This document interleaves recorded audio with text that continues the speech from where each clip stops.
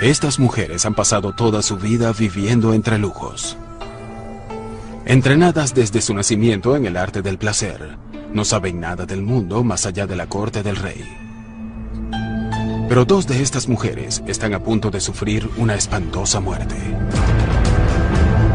El nombre del ejecutor es uno que muchos pueden haber escuchado: Sun Tzu. Guerrero, filósofo y creador del arte de la guerra. Este antiguo texto contiene las claves para la victoria en la guerra y en la vida.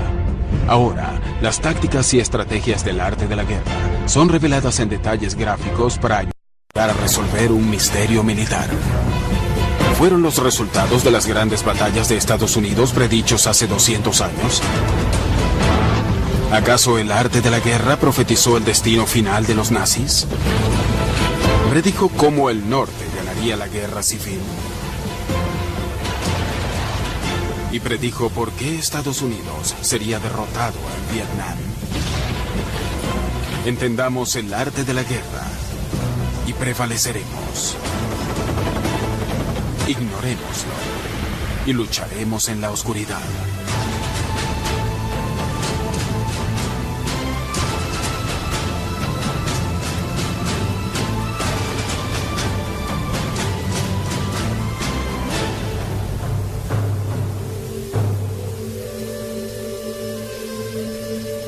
El rey Helu, gobernante del estado chino de Wu, agoniza frente a una creciente amenaza.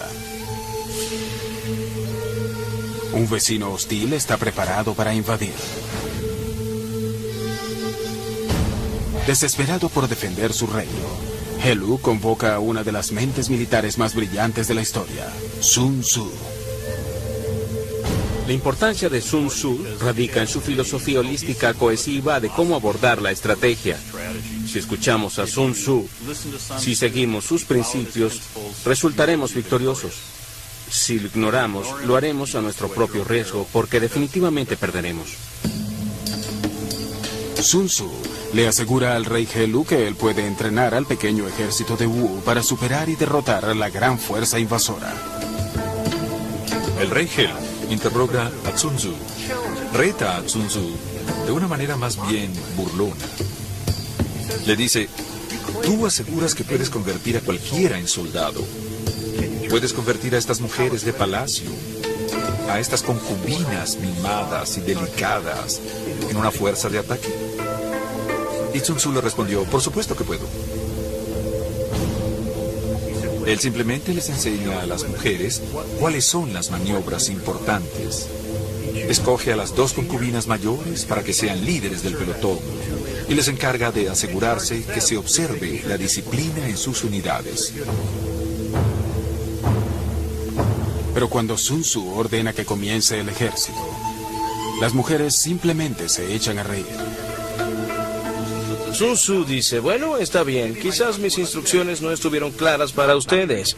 Ahora voy a reformular mis instrucciones en lenguaje simple. Les dijo a las concubinas que cuando los tambores redoblaran, ellas deberían formarse como soldados, usar las lanzas, las espadas y cerrar filas. Y la segunda vez, ¿qué pasa? Que ellas siguieron riéndose. Sun Tzu dice que si las órdenes no están claras y las tropas no obedecen, la culpa es del general. Pero si las órdenes son claras y las suyas habían sido muy claras, era culpa de los oficiales subordinados que estas órdenes no fueran obedecidas. Hay una sola manera mediante la cual Sun Tzu convence a las concubinas de que está hablando en serio.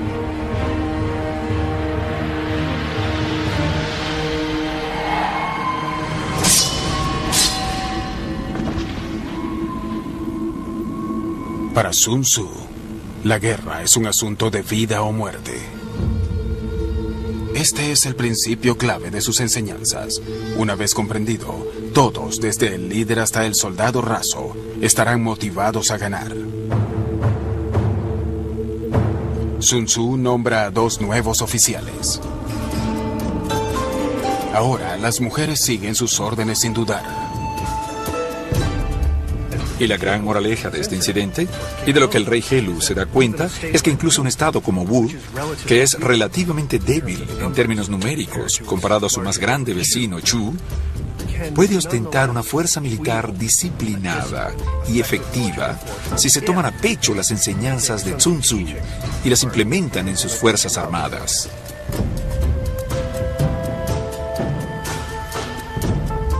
Pese a que estas mujeres nunca irán a batalla, Sun Tzu ha demostrado su punto.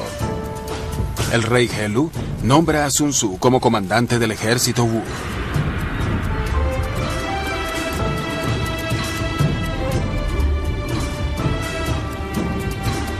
Sun Tzu ahora debe honrar su promesa de entrenar una fuerza de 30.000 hombres para luchar contra un ejército 10 veces mayor. Las estrategias y las tácticas que él usa vienen de los inicios de su obra maestra, El arte de la guerra. Sun Tzu escribe El arte de la guerra alrededor del 500 a.C. El libro está escrito verticalmente en listones de bambú, cada uno de la longitud de un palillo chino. Cada listón contiene de 15 a 25 caracteres chinos. Estos listones luego fueron laboriosamente cosidos entre sí. Dentro de los 13 capítulos del arte de la guerra, yacen los secretos del éxito. Si entiendes el arte de la guerra y sus principios, puedes predecir el resultado de las guerras o batallas. El arte de la guerra está lleno de muchos conceptos importantes, pero hay 3 principios claves que destacan y unifican la filosofía de Sun Tzu. Sun Tzu dice: conoce a tu enemigo y conócete a ti mismo, y en 100 batallas nunca estarás en peligro. En el arte de la guerra, el entendimiento de tu oponente es crucial para la victoria. Sun Tzu dice: ganar 100 batallas no es lo máximo de tus destrezas. Someter al enemigo sin luchar lo es. Las batallas cuestan vidas y dinero. Sun Tzu aprecia al general que pueda superar a su oponente con la inteligencia más que con la fuerza. Sun Tzu dice: evita lo que es fuerte, ataca lo que es débil. A lo largo de la historia, los ejércitos pelean cuerpo a cuerpo en el campo de batalla para demostrar su fuerza y su valor. Pero a Sun Tzu no le importa la gloria. Él solo desea ganar. A pesar de que cada principio es importante, hay que pensar en ellos como en cuerdas de una soga muy fuerte. Individualmente pueden ser fuertes, pero cuando los pones juntos y los usas de manera holística, son inquebrantables. Por más de 1000 años, los secretos de Sun Tzu se mantuvieron ocultos y disponibles solo para emperadores y estudiosos autorizados. Salieron a la luz en el siglo VIII de nuestra era en Japón, y desde entonces sus conceptos se han extendido por todo el mundo. Más recientemente, el arte de la guerra ha dado origen a cientos de libros que aplican sus enseñanzas a los deportes, política y negocios. Hoy, es parte del currículo esencial en muchos colegios militares, incluyendo West Point. Pero como veremos, los consejos de Sun Tzu no siempre son atendidos, lo que frecuentemente lleva al desastre.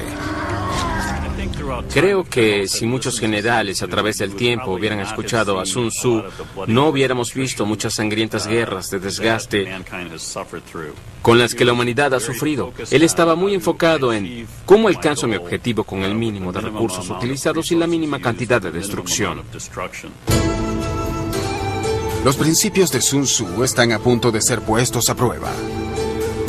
Sun Tzu ha entrenado al ejército de Wu a defenderse contra el poderoso estado de Chu al occidente.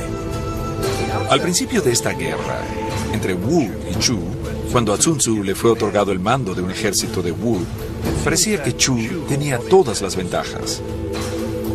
El ejército de Wu solo tenía 33.000 efectivos. Chu podía llevar al frente fuerzas de cientos de miles de hombres. Al mando de los 300.000 guerreros de Chu, se encuentra un primer ministro corrupto y hambriento de poder llamado Nan Wang.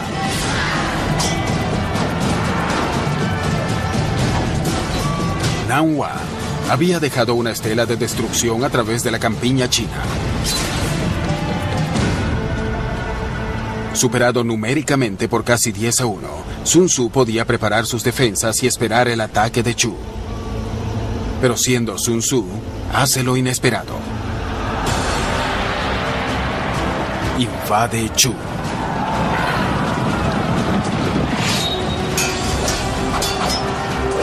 Sun Tzu no ataca de frente al ejército de Nanhua, sino que escoge objetivos débiles como puestos de avanzada remotos y pasos de frontera. Hubiera sido poco inteligente por parte de Sun Tzu intentar buscar una contienda divisoria en una etapa tan temprana de la guerra, atacando directamente al ejército de Chu. Simplemente no contaba con gente suficiente para hacerlo. Sun Tzu ataca con impresionante velocidad y brutal eficiencia. Nanhua de inmediato lanza una contraofensiva, pero cuando llegan sus refuerzos, ya los soldados de Sun Tzu se han ido y están atacando la siguiente locación. Al tener al ejército de Chu moviendo constantemente sus fuerzas de un lado a otro en la frontera, Sun Tzu frustra a los líderes y se hace una mejor idea de la manera como le gusta pelear al ejército de Chu.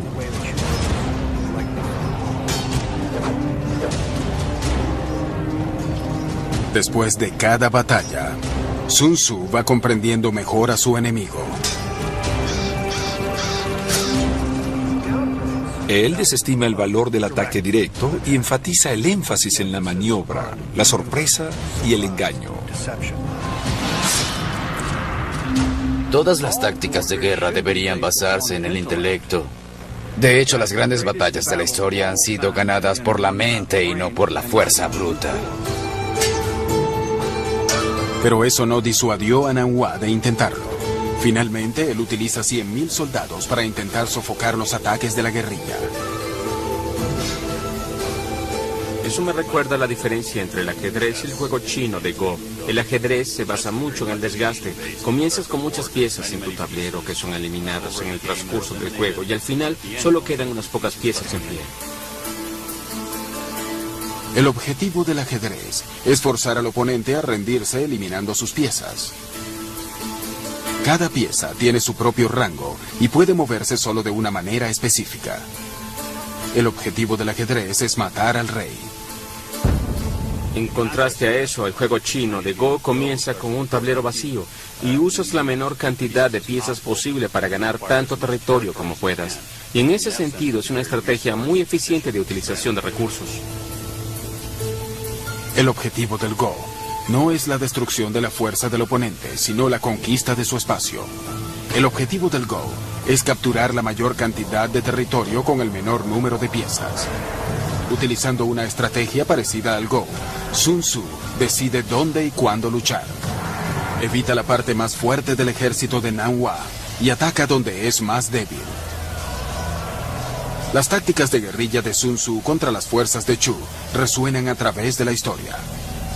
Pero es durante una infame guerra, más de 2000 años después, donde resonará con más fuerza y donde el principal secreto de Sun Tzu se vuelve más evidente.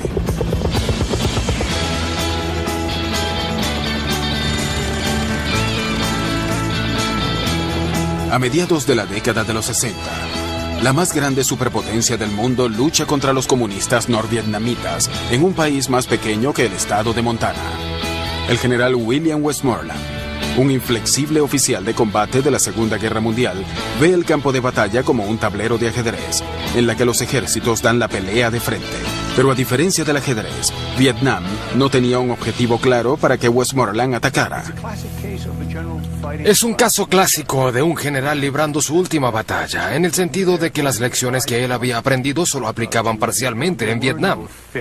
Aquí no había objetivos fijos que tomar o unidades fijas que destruir. Y nadie entiende esto mejor que el general norvietnamita Vo Nguyen Giap, quien ve Vietnam como lo vería Sun Tzu, como un tablero de Go. En vez de enfrentarse directamente a la abrumadora fuerza estadounidense, él usa fuerzas insurgentes, el Viet Cong, para ejecutar ataques y huidas sorpresa por todo el país. Vemos algo muy similar a la invasión de Sun Tzu a Chu en las tácticas y operaciones norvietnamitas en la guerra de Vietnam. Giap ha aprendido el principio de Sun Tzu, que es más importante superar a tu enemigo mentalmente que con la fuerza. Y su táctica y estrategia, el no uso excesivo de las armas de fuego, será lo que cause que Estados Unidos al final pierda la guerra de Vietnam. una derrota que Sun Tzu predijo miles de años antes. ¿Cómo fue Sun Tzu capaz de esto, así como de predecir el resultado de la invasión de Normandía? Y el desgarrador día final de la batalla de Gettysburg, todo está a punto de ser revelado. Sun Tzu dice, en la guerra, los números no confieren ventaja. No avances apoyándote en la pura fuerza militar. A mediados de la década de los 60 en Vietnam, el general estadounidense William Westmoreland ordena intensos bombardeos aéreos. Estados Unidos finalmente lanzaría casi 7 millones de toneladas de bombas en Indochina durante la guerra, más del doble del peso de todas las bombas lanzadas por ellos mismos durante la Segunda Guerra Mundial. Pero los estadounidenses están a punto de aprender la lección de Sun Tzu de la manera más dura, pues a pesar del avasallante poderío militar y del valor de sus soldados, Estados Unidos no puede ganar esta guerra. Entre el 59 y el 75, los norvietnamitas libraron una guerra desesperada contra el gobierno de Vietnam del Sur y sus aliados estadounidenses. Y aunque eran superados en armas, cuando observamos cómo se libró la guerra y lo vemos a través de los ojos de Sun Tzu, es obvio por qué prevalecieron. Westmoreland usa una estrategia inspirada en el ajedrez: detener el avance comunista aniquilando a tantos norvietnamitas y miembros del Vietcong como sea posible. Por el contrario, el adversario de Westmoreland, el general norvietnamita Vo Nguyen Giap, usa preferiblemente la estrategia de Sun Tzu similar al Go. Westmoreland intenta desgastar al enemigo, intentando matar a tantos como sea posible. Por su parte, Giap observa la situación más desde una perspectiva de Go, intentando enfocarse en cómo ganar tanto territorio como sea posible y luego derrotar al enemigo. Para combatir el bombardeo aéreo estadounidense, Giap recurre a un principio básico de Sun Tzu: conoce a tu enemigo y conócete a ti mismo, y en 100 batallas nunca estarás en peligro. La manera como los estadounidenses funcionaban frecuentemente era predecible. Preparaban una zona de aterrizaje a través de ataques de artillería y aéreos, y luego traían las tropas. Giap reconoció esto y se dio cuenta de que si podía hacer que sus soldados se agacharan y sobrevivieran los ataques de artillería, cuando las tropas estadounidenses aterrizaran, podrían tenderles emboscadas y someterlos. Las bombas estadounidenses no destruyen al enemigo, simplemente telegrafían que la infantería estadounidense está en camino. Giap también les ordena a sus soldados mantenerse lo más cerca posible de los soldados estadounidenses. El Vietcong no tiene táctica aérea. Y también entienden que una vez que sus posiciones sean identificadas en cualquier batalla, los van a acribillar desde el aire. ¿Cómo compensan eso? Bueno, el general Giap decidió agarrar al enemigo por la cintura. Dicho de otro modo, cierras filas con el enemigo, entremezclas tus fuerzas con las suyas para que ellos no puedan ejecutar un ataque aéreo sin hacer daño a sus propias tropas. Libre de las bombas, Giap lanza contra las tropas terrestres estadounidenses un ataque de guerrilla inspirado en Sun Tzu.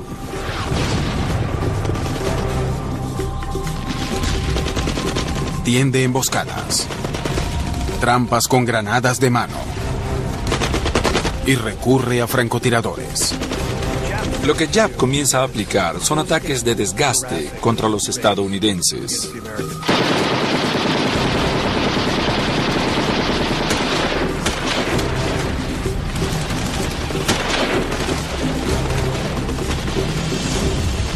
Y a Sun Tzu le agrada esta idea, porque al forzar al enemigo a maniobrar y a responder, él revela sus fortalezas y debilidades. Y mientras más conoces sus fortalezas y debilidades, puedes evitar las primeras y explotar las últimas. Y la principal debilidad de Estados Unidos en esta guerra no está en el campo de batalla. Nuestra debilidad no estaba en Vietnam. Nunca perdimos nada en Vietnam. No perdimos ni una batalla en Vietnam. Pero perdimos en la resolución del pueblo estadounidense de seguir la guerra. Giap se dio cuenta de esto desde el principio y no trató de derrotarnos en Vietnam, sino en Estados Unidos. Giap sabe que si puede volver al pueblo estadounidense en contra de la guerra, puede derrotar a las poderosas fuerzas armadas de ese país. A principios de la guerra, casi 80% de los estadounidenses apoyaban las acciones militares en Vietnam. Entre 1965 y 1967, el presidente Johnson aumenta dramáticamente las fuerzas militares de 190,000 a casi 500,000. Pero más soldados significa más bajas. Entre el 59 y el 65, Estados Unidos había sufrido 2,000 bajas en batalla, pero luego, en 1966, pasaron a 6,000 y más tarde, en el 67, a 11,000. Esto sucedió porque Westmoreland estaba actuando bajo una estrategia basada en el desgaste. Él quería dar la batalla a los norvietnamitas e intentar matar a todos los soldados que pudiera. Y por supuesto, esto llevó a mayores bajas entre los estadounidenses. Ignorando el aumento en las bajas y la potencial reacción violenta a nivel político, Westmoreland persiste en su estrategia similar al ajedrez. Uno no gana una guerra ganando batallas. Ese es un concepto muy arcaico. Roma lo aprendió. Lucharon 40 años en España, 30 años en Inglaterra y no pudieron controlar la insurgencia. Guerras, batallas y operaciones militares no son más que medios para un fin. Medios para la consecución de objetivos estratégicos. Por cierto, esos objetivos casi siempre son políticos. Lo que sucede con los hombres de la Fuerza Armada es que, como decimos, bailamos al ritmo que nos toque. Los militares tienen un truco y es la guerra. Y lo que sucede con nosotros es que, esencialmente, la guerra y las batallas se vuelven el fin en sí mismas, sin considerar si conducen o no al máximo objetivo estratégico, que es quebrantar la voluntad del enemigo. Pero sin importar lo sangriento que pudiera tornarse el campo de batalla, la voluntad de los vietnamitas nunca se quebrantó. Es famosa la afirmación de Giap de que estaba dispuesto a perder 10 hombres por un estadounidense. Muchos soldados norvietnamitas usaban un tatuaje que decía, nacido en el norte para morir en el sur. Y esta era la diferencia que Giap sabía que le permitiría derrotar a los estadounidenses que ahora tenían más de 500,000 de soldados en Vietnam, muchos de los cuales no querían estar allí. Los reclutas querían salir de ese país. Todos llegaban con la fecha de regreso fijada en algún lugar de sus cabezas. Se decían, en esta fecha es cuando quiero estar de vuelta. Así que es muy difícil entrenarlos para que hagan lo que se supone que deben hacer las fuerzas de operaciones especiales para sofocar una insurgencia. Así que juntas todo eso, y es un fallo de pensamiento estratégico, un fallo en apreciar el contexto cultural en el cual sucedieron las cosas, e inevitablemente un fallo en desarrollar tácticas que son efectivas. Para combatir la guerrilla insurgente de Giap, Westmoreland emprendió misiones de búsqueda y destrucción a través de Vietnam del Sur. Él cree que está desarraigando con éxito a los insurgentes de Giap, pero un informe del Pentágono publicado después de la guerra muestra lo equivocado que estaba. Se percataron de que en más del 80% de los casos en los que los soldados estadounidenses luchaban contra los soldados del Vietcong, era en realidad el enemigo el que escogía la hora y el lugar de la emboscada. En algún momento dado, no buscaban o destruían nada. Si el enemigo no quería luchar, dejaba que los estadounidenses dieran tumbos entre la maleza, pero cuando ellos querían luchar, escogían el momento y el lugar. Las tácticas de guerrilla de Giap estaban funcionando, pero su estrategia inspirada en Sun Tzu es repentinamente anulada por sus oficiales superiores, quienes le ordenan planificar una ofensiva directa a escala total contra las fuerzas estadounidenses. Giap sabe que es suicida, y en vez de eso, modifica el plan. Volviendo a los principios de Sun Tzu, él decide coordinar un ataque simultáneo múltiple en cientos de locaciones distintas de Vietnam del Sur. La fecha para el ataque, 31 de enero de 1968, el año nuevo lunar vietnamita llamado Tet. Giap tiene menos de 9 meses para planificar esta ofensiva, una estrategia inspirada en Sun Tzu que resultará ser un punto crucial en la guerra.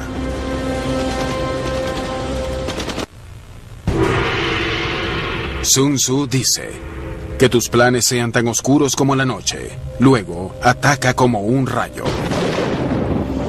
Durante la guerra de Vietnam, el general norvietnamita Pho Nguyen Giap prepara su ofensiva de Tet en el más absoluto secreto. Y al igual que el maestro Sun Tzu, Giap deposita su fe en sus espías. Sun Tzu les otorga gran importancia a los espías y de hecho dedica todo un capítulo a los diferentes tipos de espías y cómo pueden ser utilizados. Sun Tzu se hubiera sentido impresionado con la red de espías del general Giap en Vietnam del Sur. Giap entendió que el acertado conocimiento del enemigo vale 10 divisiones, y lo que sucedió es que él literalmente había creado una red de espionaje que no tenía rival. Es decir, cada cantinero, cada taxista, cada bailarina, cualquiera que estuviera en contacto con los estadounidenses, era una fuente de información para el Vietcong. El hombre que manejaba la línea de taxis fuera del cuartel general estadounidense en Saigón, supuestamente era el jefe de inteligencia del Vietcong. El punto era simplemente escuchar lo que los estadounidenses decían, lo que los soldados les decían a las chicas, las prostitutas, los vendedores de drogas, y recolectar la información permitía predecir el movimiento de las unidades estadounidenses. Y como resultado, y como demostraron los estudios posteriores, no sorprendimos a nadie. Ellos supieron nuestros movimientos casi todo el tiempo. Con información actualizada de su enemigo, Giap avanza con sus planes para la ofensiva Tet. El elemento sorpresa es clave, pero no significa nada si sus hombres no están suficientemente armados. El próximo reto de Giap es encontrar la manera de introducir y esconder miles de armas en Vietnam del Sur. La solución es una estrategia de Sun Tzu, el engaño y el secreto. Giap va bajo tierra. Encontramos un enorme complejo de túneles que se extienden por kilómetros con 3 o 4 niveles de profundidad, donde había hospitales de campaña y almacenes para provisiones. Era allí donde el Vietcong y el ejército norvietnamita iba a descansar. Había licor, chicas, y algunas de ellas se transportaban por debajo de los campamentos estadounidenses. El más largo de estos complejos de túneles se encuentra al norte de Saigón, en Cu Chi. Se extiende desde la frontera con Camboya y tiene más de 120 kilómetros de pasajes interconectados. Construidos por los vietnamitas en los años 40 y 50, los túneles fueron originalmente excavados en la dura arcilla, con simples herramientas de agricultura. En la siguiente década, los túneles se expandieron y se fortificaron, con zigzags y abruptas caídas para resistir el ataque estadounidense. El Vietcong añadió entradas secretas, sistemas de ventilación camuflajeados y puertas falsas. ¿Cómo se lucha dentro de los túneles? Usan lo que llamamos ratas de túnel, que frecuentemente eran chicos de 1,65 m, 1,68 m, delgados, pero tremendamente valientes, para bajar a esos túneles armados solo con una 45 y una linterna. Es decir, aquí la guerra se torna realmente cerrada, sin saber lo que vas a encontrar allá abajo. Giap alentó a decenas de miles de soldados a ir por los túneles a medida que la ofensiva de Tet se iba acercando. Con solo 2 meses antes de Tet, Giap intenta lo que podría ser su más grande engaño. Vietnam anuncia que honrará el tradicional cese al fuego por Tet. Parte de la campaña de engaño es en realidad acordar un cese al fuego por Tet. Esto realmente hizo que los estadounidenses y los survietnamitas se confiaran y pensaran que podían relajar su guardia y enviar soldados a casa, ya que no había conflicto durante las festividades. Ahora, cuando falta poco más de una semana para Tet, Giap lanza un ataque sorpresa en la remota base estadounidense en Khe Sanh. Los infantes de marina estadounidenses combaten las hordas de soldados norvietnamitas que tratan de invadir el extenso complejo. Estados Unidos no está dispuesto a perder Khe Sanh.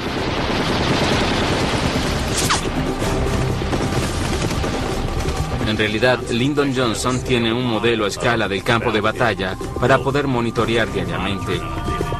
Incluso da el paso de hacer que el Estado Mayor Conjunto firme un documento que dice: los estadounidenses no perderán Khe Sanh. Pero Khe Sanh no es el verdadero objetivo de Giap. Es una treta para desviar la atención estadounidense de las ciudades antes de Tet. Sun Tzu hubiera aplaudido la maniobra de Giap. Sun Tzu dice, en la batalla, utilice un ataque directo para llamar la atención y un ataque indirecto para ganar. En el arte de la guerra, debes siempre intentar engañar a tu enemigo. Escoge un lugar donde quieras atacar y luego ataca en otro lugar para distraer su atención. Mientras está distraído, captura tu verdadero objetivo. Giap ha hecho todo lo posible para prepararse para la ofensiva de Tet. Utiliza espías, secreto y engaño. El momento de atacar está cerca. 31 de enero de 1968. Los fuegos artificiales estallan. Es el año nuevo lunar de Tet. De pronto, la celebración se torna mortal. Más de 80,000 soldados del Viet Cong llevan a cabo ataques simultáneos individuales en más de 100 ciudades, aldeas y bases estadounidenses en todo Vietnam del Sur. La ofensiva de Tet ha comenzado. Los estadounidenses y los survietnamitas están conmocionados, sorprendidos. Habían pensado que el enemigo estaba casi vencido. Sin embargo, llegaban reportes de todas las ciudades, casi todos los pueblos y todas las bases, indicando que estaban bajo ataque. Los comandantes estadounidenses ven el mapa de Vietnam del Sur, iluminado como una máquina de pinball. No podíamos creer que hubieran movilizado tantos soldados tan cerca de las ciudades y habían sido muy pacientes. Les había tomado meses posicionar las armas y los soldados allí y ocultarlos. Una impresionante operación logística. Los informantes de Giap llevan a los soldados norvietnamitas y del Viet Cong a través de las calles a objetivos estratégicos. Un grupo captura la estación nacional de radio, mientras que otro abre un agujero en la pared de la embajada estadounidense y se abre camino por las instalaciones. Pareciera que la ofensiva de Tet pudiera tener éxito, pero el norte ha ignorado un principio de Sun Tzu que es muy importante, y eso tendrá consecuencias. Sun Tzu dice, hay 5 factores fundamentales para tener éxito en una guerra: el clima, el terreno, el liderazgo, la doctrina militar y, lo más importante, la influencia moral. Influencia moral significa que un líder debe tener la voluntad de su pueblo de su lado. De otro modo, al final, la guerra será un fracaso. Esta es una clave importante respecto a cómo hace 2000 años Sun Tzu predijo la derrota estadounidense en Vietnam. Con la ofensiva de Tet en todo su apogeo en 1968, el Viet Cong lleva consigo las listas negras y asesina a placer a simpatizantes de Vietnam del Sur. Una de las más brutales masacres tiene lugar en la ciudad de Hue. Ellos masacraron 5,000 personas en Hue, muchos de ellos funcionarios gubernamentales, cuyo único crimen era trabajar para una agencia del gobierno. Y también exterminaron, literalmente, cientos de monjas, cuyo único crimen era ser católicas.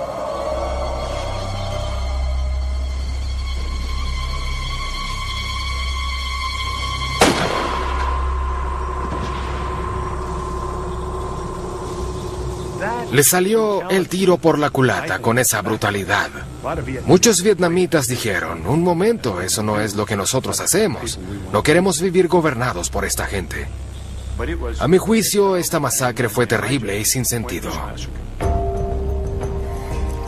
Sin el apoyo de la gente, las pequeñas unidades de Giap quedan sin refuerzos. No tienen idea de qué hacer, ni manera de comunicarse entre sí.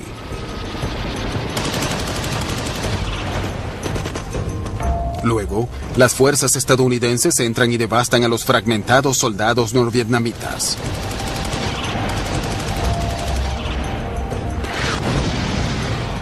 $10,000 efectivos mueren en los primeros días del ataque.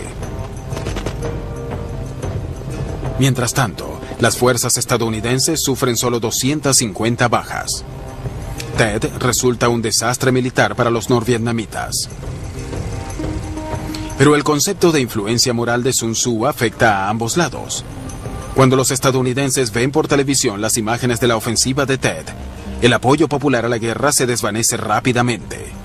Esto tuvo el efecto de simplemente poner de cabeza los sentimientos de la gente acerca de la guerra. Habíamos pensado que estábamos ganando en Vietnam y luego nos dimos cuenta de que perdíamos, y en ese momento creo que todo cambió en Estados Unidos. Pese a perder la batalla, Giap está en camino de ganar la guerra, derrotando a Estados Unidos donde le importaba más: en casa.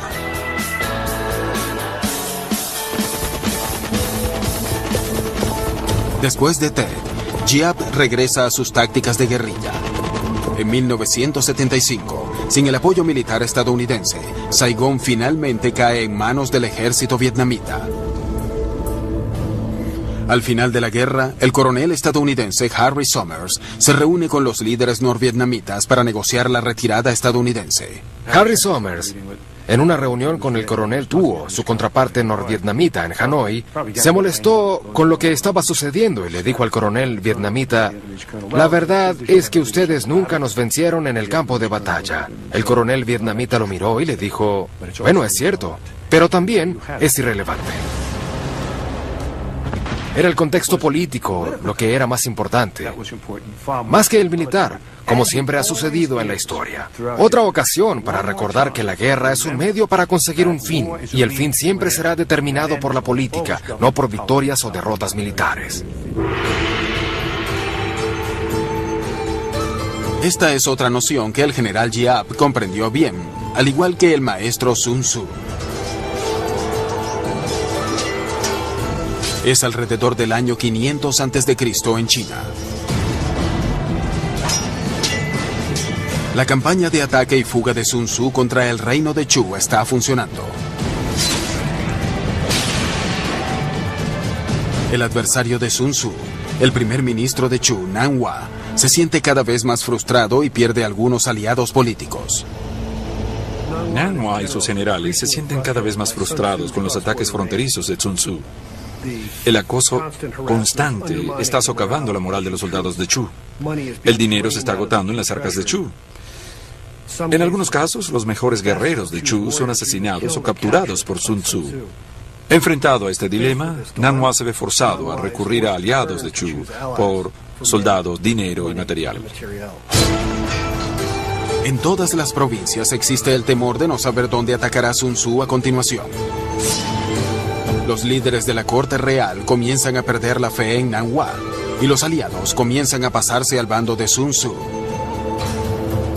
Pero esta deslealtad no viene sin castigo. Nan Hua despliega su ejército para destruir a uno de estos traicioneros aliados del norte, llamado Sai. Cuando la capital está a punto de ser atacada, el duque de Sai acude a Sun Tzu por ayuda. Sun Tzu ahora se enfrenta a una situación totalmente desfavorable. Si no hace nada, su aliado será destruido. Si intenta salvarlo, Nan Hua aplastará a su ejército. Pero para Sun Tzu la solución es simple. Lidera una pequeña fuerza hacia Sai, que actúa como carnada para alejar a Nan Hua de la ciudad. Es un principio clave de las enseñanzas de Sun Tzu. Haz que tu enemigo se mueva. Tiéntalo con algo que sepas que va a ir a buscar. La idea es, de algún modo, alcanzar el control o dominación de los movimientos del enemigo mediante tus propias maniobras. Nan Hua inmediatamente detiene su asedio a Sai y moviliza su ejército para interceptar a Sun Tzu. Sun Tzu salva a su aliado sin empuñar una espada. ¿Pero podrá salvarse a sí mismo? Pese a que Sun Tzu ha logrado alejar a Nan Hua de su asedio a Tsai, parece que la maniobra lo ha hecho caer en una trampa. Se ve rodeado por las fuerzas de Nan Hua. Sun Tzu ha llevado a sus hombres a donde no hay posibilidad de retirada. Los ha conducido al matadero. Sun Tzu dice: lleva a un ejército donde enfrente la muerte, donde no haya escape, y no escapará o sentirá temor, pues no hay nada que no pueda lograr. Sun Tzu estudió todos los aspectos de la guerra, incluyendo la psicología de los hombres que se enfrentan a una muerte inminente. Sun Tzu dice que cuando los hombres saben que están en una situación mortal, se transforman. De la noche a la mañana se convierten en guerreros temerarios y luchan con todo lo que tienen para sobrevivir. En esta situación mortal es precisamente donde Sun Tzu quiere a sus soldados. Y es en una situación mortal en la que un gran ejército se encuentra, con el destino del mundo pendiendo de un hilo.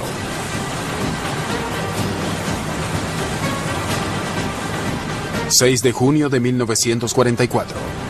En la Segunda Guerra Mundial, las tropas aliadas invaden Europa. Desembarcan en las peligrosas playas de Normandía, Francia.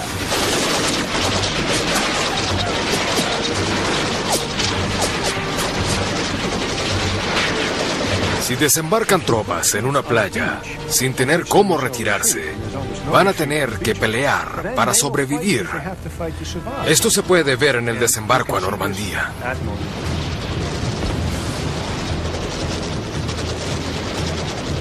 Lo que esos hombres pensaban era casi increíble. Porque cuando ves esas playas y ves lo que esos hombres tuvieron que enfrentar, da absolutamente mucho que pensar. Y te hace muy orgulloso de ser estadounidense, al menos en lo que a mí respecta.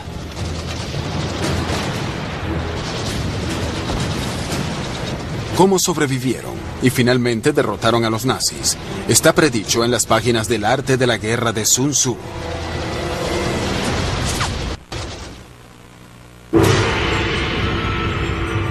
Sun Tzu dice, toda guerra es engaño. Si puedes engañar a tu enemigo antes de la batalla, es más probable que ganes. Imagínate que yo tengo 10.000 soldados, tú tienes 1.000.000. ¿Qué puedo hacer para superarte? Tengo que engañarte para que dividas tus fuerzas en grupos más diversos.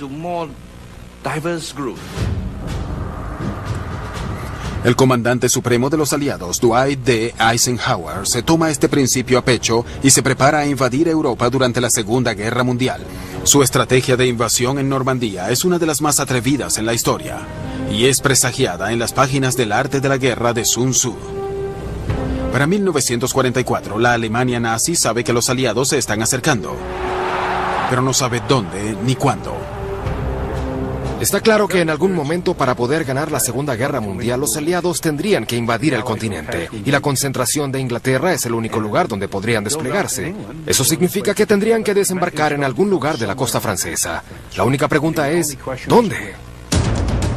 Las únicas 3 locaciones posibles donde los aliados podían desembarcar eran el Paso de Calais, la península de Cherburgo o las playas de Normandía.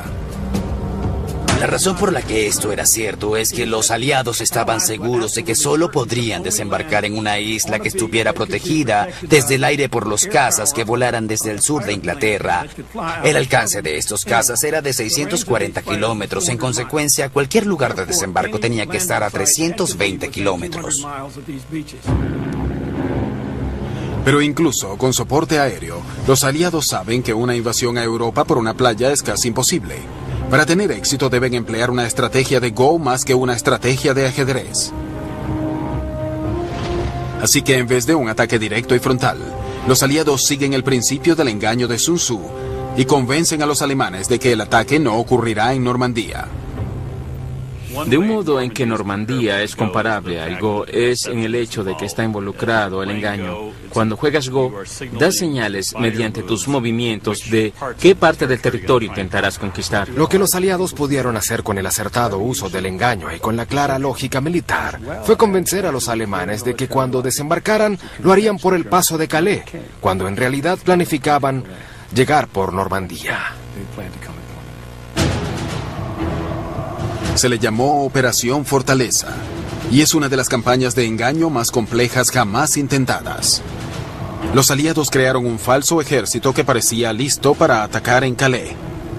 Usaron tanques, aviones y camiones inflables para engañar una fotografía de reconocimiento de los alemanes. Movían los tanques durante la noche y tenían hombres en patines marcando las huellas, para que de verdad hubiera huellas en la tierra, que pareciera que había un verdadero movimiento de tropas durante la noche. El ejército fantasma necesita ser visto y escuchado, así que el personal del ejército aliado transmite incontables horas de transmisiones falsas acerca de tropas y suministro de abastecimiento.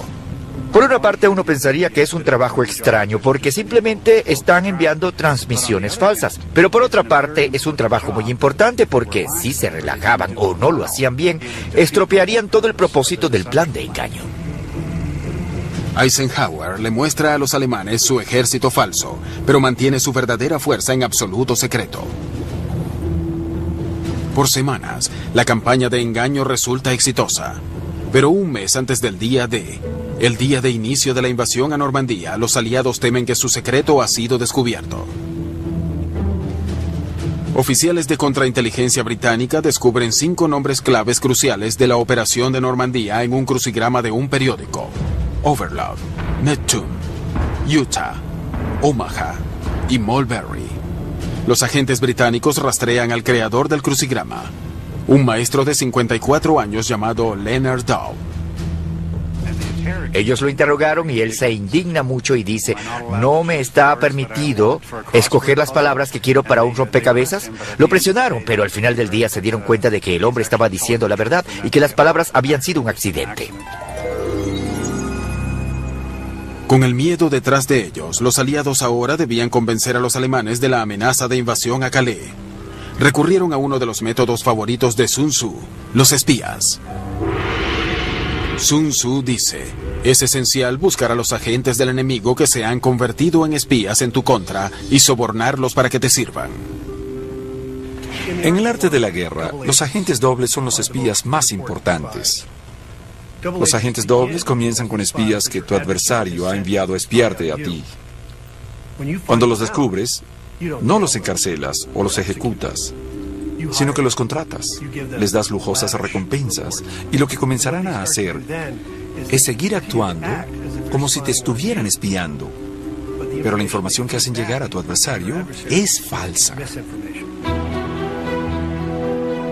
Durante la Segunda Guerra Mundial, nadie usa mejor los agentes dobles que los británicos. Su programa es llamado Traición, y uno de sus agentes dobles clave es un contratista naval llamado Alfred Owen. Cuando estalló la guerra, pensaron en él de inmediato y le ofrecieron un trato que se convirtiera en doble agente para nosotros o esencialmente iría a la prisión.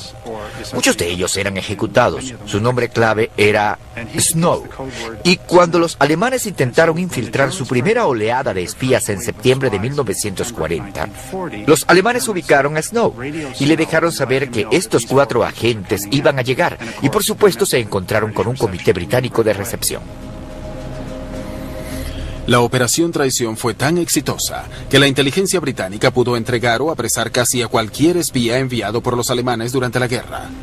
Estos agentes dobles con nombre clave como Garbo, Brutus y Tricycle daban una información falsa tan convincente que los alemanes creyeron que la invasión venía por Calais, pero la verdadera acción tuvo lugar en Normandía.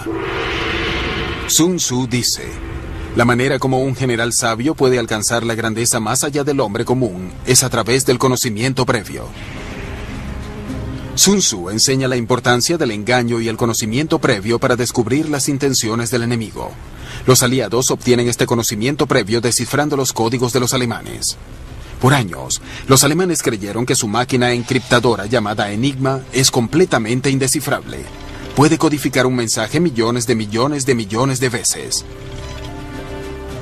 Pero con la ayuda de un matemático polaco, la inteligencia británica hace lo imposible. Pueden decodificar un mensaje alemán en horas. A su sistema de decodificación lo llaman Ultra. A través de Ultra, los aliados saben lo que los alemanes están pensando, cuáles son sus percepciones en el campo de batalla y cuál es su visión de lo que está sucediendo. De este modo pueden alimentar la información de los espías alemanes que refuerza estos falsos conceptos. Sun Tzu hubiera alabado a Ultra por su habilidad de leer la mente del enemigo. El arte de la guerra esencialmente se trata de usar la mente para luchar en una guerra. Esto quiere decir que las batallas son mentales, así que para ganar contra el enemigo debes saber leer su mente. Pero a veces, saber lo que tu enemigo está pensando crea dilema moral.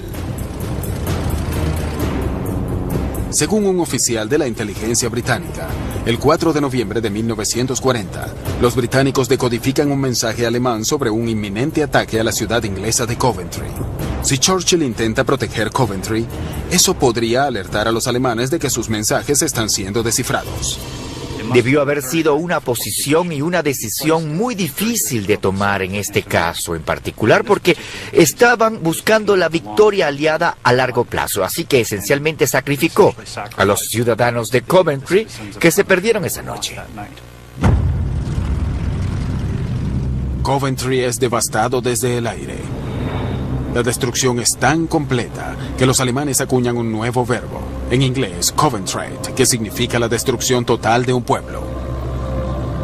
La historia es polémica, porque no hay evidencia fehaciente de que Churchill haya estado advertido del ataque a Coventry. A medida que se acerca el día D, los aliados descubren a través de Ultra y de su red de espionaje que los nazis todavía creen que la invasión será a través de Calais. Aún así, atacar Normandía será difícil, porque los alemanes establecieron defensas en toda la costa. Sun Tzu habría alabado la preparación de los aliados para el desembarco y su maestría en el engaño, pero hubiera condenado seriamente lo que hicieron una vez que llegaron.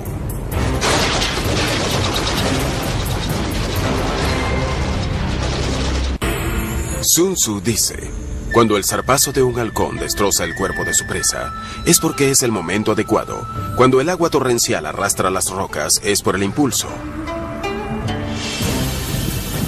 Sun Tzu cree que incluso el ataque mejor ejecutado puede ser arruinado si se pierde el impulso.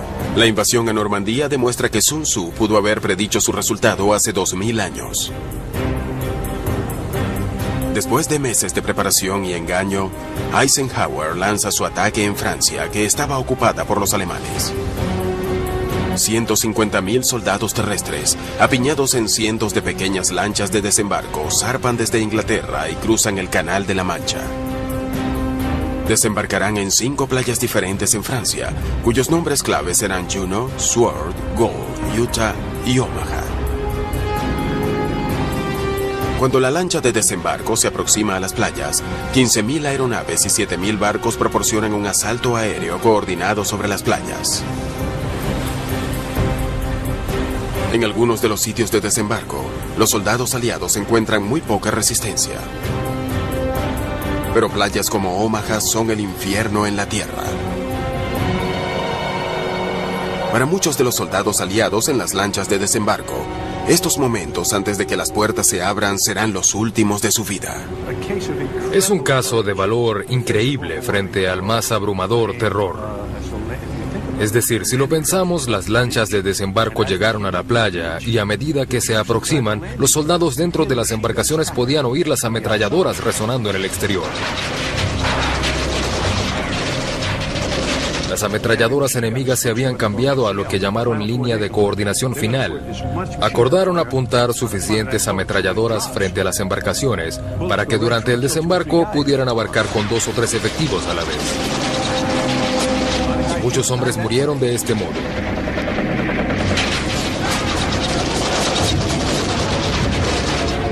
Muchos ni siquiera lograron salir de las lanchas.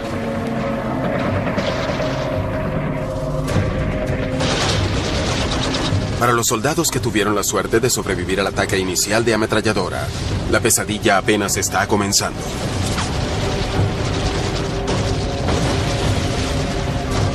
Tienen que atravesar 180 metros de terrenos minados, bajo el peso del equipo mojado. Luego, atravesar otros 80 metros de playas cercadas con alambre de púas. Es la extensión de 3 campos de fútbol de muerte y destrucción, mientras las ametralladoras masacraban a soldados aliados. Si alguna vez tienes la oportunidad de visitar Omaha, cambiará toda tu visión de Estados Unidos. Te hará darte cuenta de todo el heroísmo que fue desplegado por esos hombres en ese lugar. Los aliados sobreviven en este mortal terreno exactamente de la manera como Sun Tzu predice, luchando juntos y nunca dándose por vencidos. Era un horror absoluto, y sin embargo seguían llegando. Y te preguntas por qué la gente haría eso. Y quizás Sun Tzu es bastante educativo en este aspecto. Hay que hacerlo, porque la única alternativa es la muerte. ¿Qué vas a hacer? ¿Darte la vuelta con tu equipo y regresar a Inglaterra? No hay planes de evacuación, a menos que estés herido. No hay modo de que te niegues a desembarcar. Así que, en cierto sentido, cuando sitúas a un grupo de efectivos en la playa, estás siguiendo a Sun Tzu, ya que estás poniendo a un ejército en una situación en la que deben luchar o morir, y dieron la talla luchando, y sobrevivieron. Los aliados también se benefician de otro principio de Sun Tzu, el pobre juicio del líder del enemigo. Sun Tzu dice, es esencial para la victoria que los generales sean abandonados por sus líderes. La estructura de mando de los aliados le da total autoridad al general Eisenhower como comandante supremo de todas las fuerzas del frente occidental. Subordinados a él están 4 comandantes, uno para la Armada, otro para la aviación, otro para el ejército estadounidense y un último para el ejército británico. En el mundo de los negocios, este sería un organigrama bien planificado con responsabilidades bien definidas. La gran ventaja que tenía Eisenhower es que podía trabajar con todo tipo de gente y había una gran cantidad de primadonas de ambas partes, pero él podía trabajar con estas personas y hacerlo por el bien común. Uno esperaría que un dictador como Hitler tuviera una cadena de mando más eficiente que los aliados. Pero sucede lo contrario. Hitler establece un sistema confuso de superposición de autoridad. Quería asegurarse de que ninguna persona por debajo de él tuviera toda la información y o todo el control sobre las fuerzas a su disposición. Así que, al dividirlo, Hitler siempre se aseguraba de que él fuera quien tomara la decisión final en cuanto a la disposición y localización de las tropas. El general von Rundstedt ostenta el título de comandante en jefe de las fuerzas occidentales, pero la Armada y la aviación tienen cadenas de mando separadas que no están bajo su control y no cooperan entre sí. La Waffen-SS, un brazo militar separado que lucha en paralelo con el ejército alemán, responde a Himmler, y Rundstedt solo tiene control indirecto de las divisiones mecanizadas. 4 unidades de tanques están bajo su mando, pero los 6 restantes están divididos entre los grupos B y G del ejército. Es toda una locura. El estilo de liderazgo de Hitler y la caótica estructura de mando del ejército alemán convierte a Hitler en un adversario muy cooperativo para una campaña estilo Sun Tzu.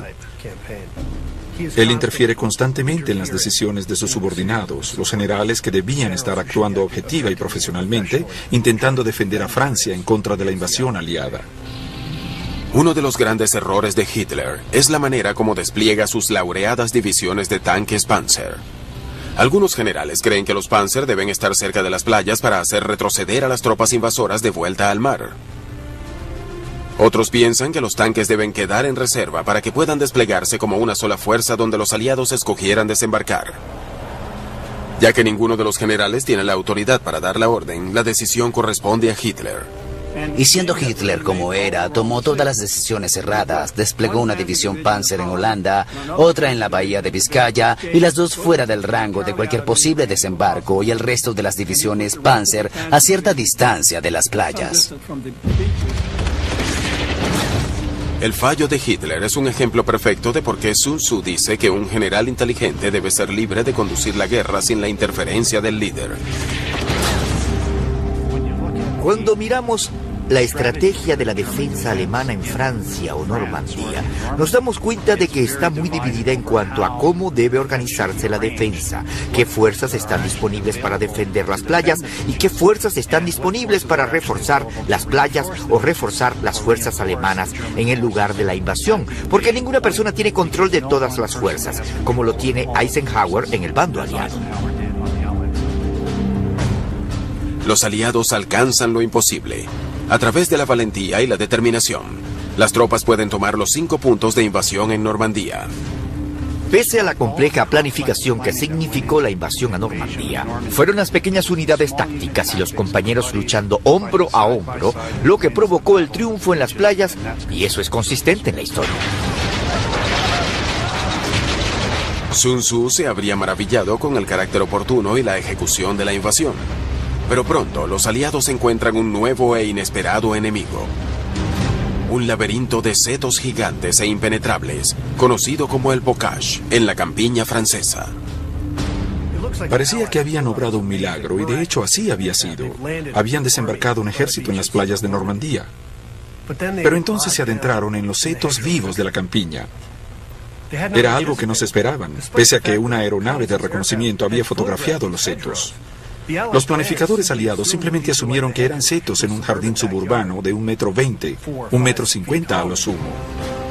Pero estos antiguos setos, con casi 2000 años de antigüedad, tienen de 6 a 9 metros de altura y son extremadamente densos. No pueden ser trepados, los tanques no pueden maniobrar a través de ellos con comodidad, y los explosivos delatarían la posición de las unidades. La campiña de los setos en Normandía amenaza con socavar el impulso que los aliados necesitan para desarrollarse. El ejército estadounidense es un ejército mecanizado, y no puedes mover tanques y camiones muy rápido a través de setos que son tan tremendamente densos. El impulso de los aliados se detiene de golpe. Han pasado 40 días y ellos solo alcanzan los objetivos del día 5. Las bajas se elevan a más de 78,000. Toda la invasión está en peligro. Pero la solución para escapar a este enorme laberinto se encuentra en las páginas del arte de la guerra de Sun Tzu.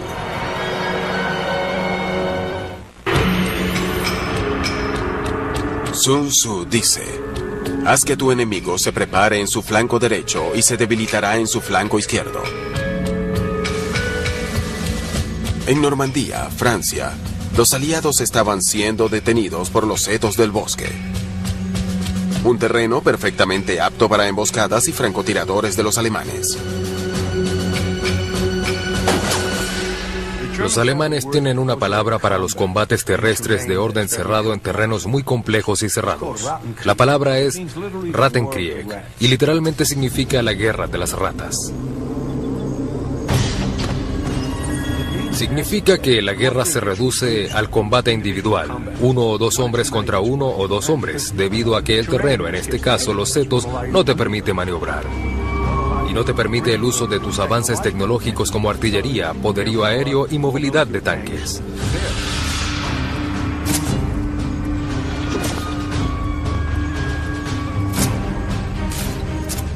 La guerra en los setos fue una guerra terrible. Fue cerrada y personal. Pero quizás lo más mortal en los setos son los Panzer alemanes merodeando en el laberinto.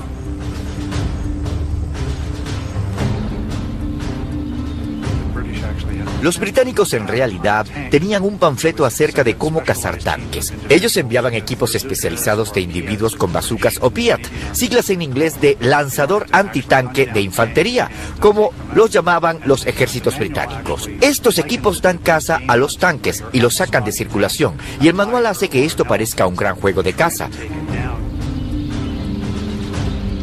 Eventualmente, los aliados diseñan una estrategia inspirada en Sun Tzu que los ayudará a liberarse de la carnicería en la campiña del Bocage. El plan es atraer a la ciudad de Caen a la mayor parte de las fuerzas de lucha alemana que están en el Bocage, de modo que quede atrás una fuerza debilitada. Principalmente porque Caen tenía campos aéreos, estaba cerca de París, así que los alemanes estaban seguros de que atacaríamos por Caen. El plan de los aliados comienza con la Operación Goodwood, una devastadora descarga aérea contra la ciudad de Caen. Los alemanes muerden la carnada y alejan del Bocage muchas de sus divisiones Panzer, dejando solo 1,5 divisiones para contener las fuerzas estadounidenses en los setos. Estados Unidos inmediatamente aprovecha el cambio y responde con un fulminante ataque aéreo sobre las divisiones de tanques Panzer que quedan, en la llamada Operación Cobra. Sun Tzu dice que debes comportarte como una serpiente. ¿Por qué? Porque cuando te ataquen en el frente, la retaguardia reforzará el frente. Si atacas por la retaguardia, el frente reforzará ese punto. Y si te atacan en el medio, ambos lados pueden responder. Así que para Sun Tzu, cuando el enemigo te ataca, en tus respuestas debes ser flexible.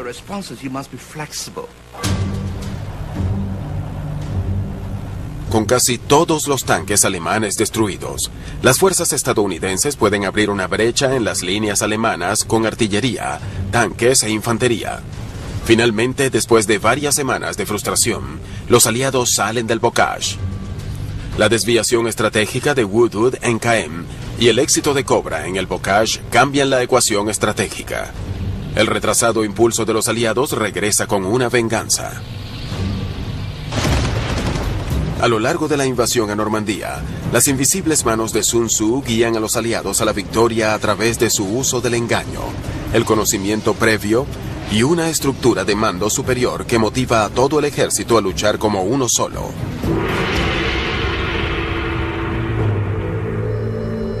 Sun Tzu dice: el ejército ganador establece primero las condiciones para la victoria, luego lucha.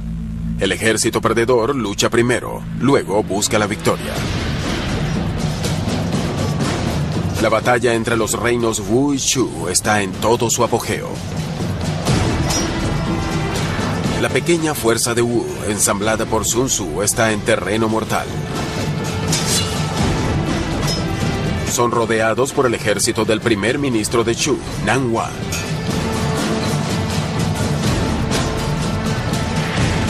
Pero Sun Tzu no está preocupado. Mientras el ejército de Nanhua ataca, la principal fuerza de Sun Tzu se dirige a Jin, la capital de Shu. Cuando Nanhua se da cuenta de que la principal fuerza de Sun Tzu está abocada al ataque de Jin, tiene una difícil decisión que tomar. Obviamente quiere matar a Sun Tzu.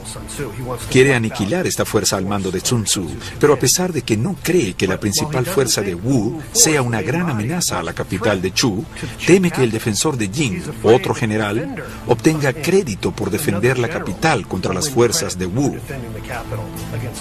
Como resultado, se apresura a defender a Jin. Será el error más garrafal de Nanhua en la guerra. Al igual que Nanhua, muchos generales a lo largo de la historia se han adentrado en una batalla sin tener toda la información que necesitan.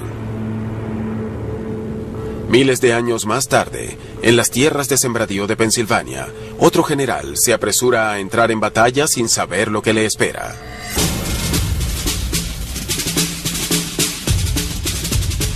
Es el general confederado Robert E. Lee, a quienes algunos consideran como el más grande comandante en la historia estadounidense. Pero en Gettysburgo, Lee no logra prestar atención a la sabiduría de Sun Tzu y paga un precio terrible.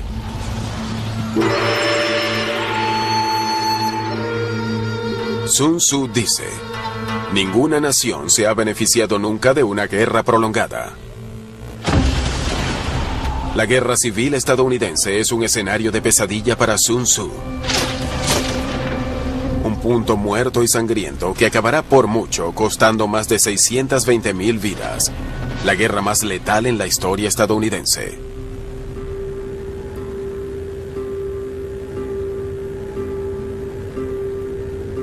Para 1863 estaba claro para ambos bandos que no sería la guerra corta que todos pensaban que sería.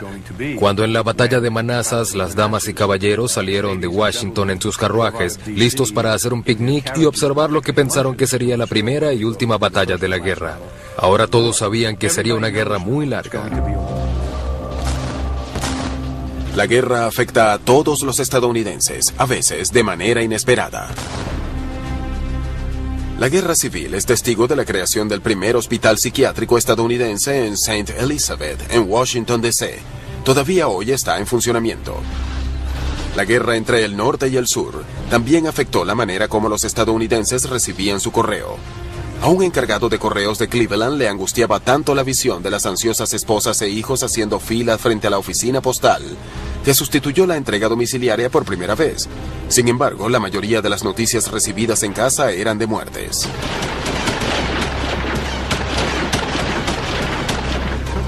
Los buitres se dieron cuenta de que cuando veían un ejército, tarde o temprano había carne para comer. Y a medida que los ejércitos avanzaban, ellos también se iban moviendo, cientos de buitres sobrevolando los campos de batalla, esperando la carnicería, las heridas abiertas, para picotear los ojos y comerse las entrañas, como harían con cualquier otra carroña. Eran escenas horrendas, pero eso es lo que es la guerra. Es horrenda.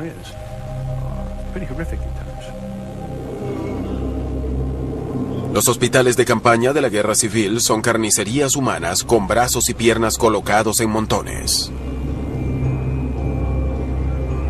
40.000 amputaciones son ejecutadas solo del lado de la Unión. Apenas 24.000 de ellas con anestesia.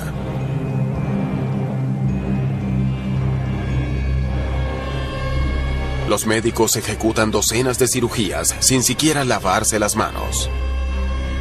Era 7 veces más seguro luchar en la batalla de Gettysburgo que enviar a un ejército al hospital.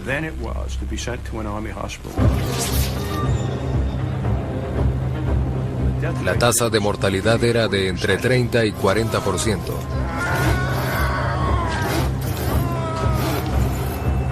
Amputar miembros era solo parte del problema. Había que enfrentar también el problema de la gangrena, supuraciones, infecciones, y la tasa de mortalidad se incrementaba de manera asombrosa. La guerra civil estadounidense es un clásico ejemplo de por qué Sun Tzu advierte en contra de ir a la guerra en primer lugar. Pero otros principios del arte de la guerra demostrarían ser instrumentales en la manera como terminó la guerra.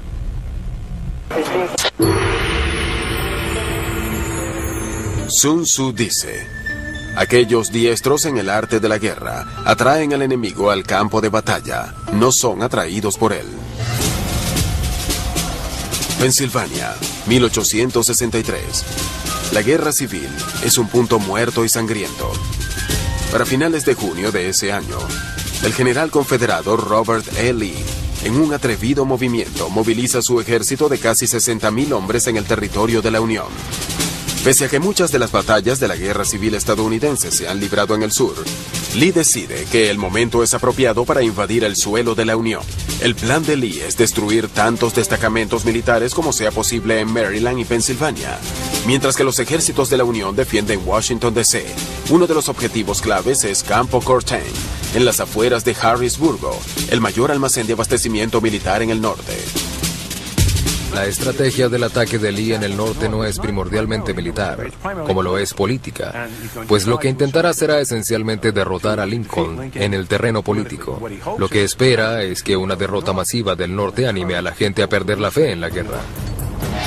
La atrevida acción militar de Lee para alcanzar una victoria política responde más a una estrategia de Go que a una estrategia de ajedrez, exactamente el tipo de plan que Sun Tzu hubiera admirado. Pero a medida que la fuerza principal de Lee se desplaza hacia el norte, una escaramuza surge en Gettysburgo entre dos unidades de caballería. El general confederado Heath tenía una división en Cashtown y quería movilizarse hasta Gettysburgo para conseguir zapatos en una fábrica de allí. Esa fue la única razón por la que fue. Y él, de esta manera, se desplazó sin ningún entendimiento de lo que lo aguardaba. Y en el proceso desató la guerra más grande jamás librada en el hemisferio occidental. A Lee le avisan de la escaramuza y le dicen que una gran fuerza de la Unión se encuentra en Gettysburgo. En vez de enviar una unidad de caballería para que haga el reconocimiento, Lee ordena la movilización de todo su ejército. Es un error colosal. Lee decide abandonar el plan original, renuncia a lo que llamaríamos enfoque estratégico y comete el error de permitir que el desarrollo operativo guíe la estrategia. Lee ordena que todas sus fuerzas converjan en Cashtown, una pequeña aldea a 11 kilómetros de Gettysburgo.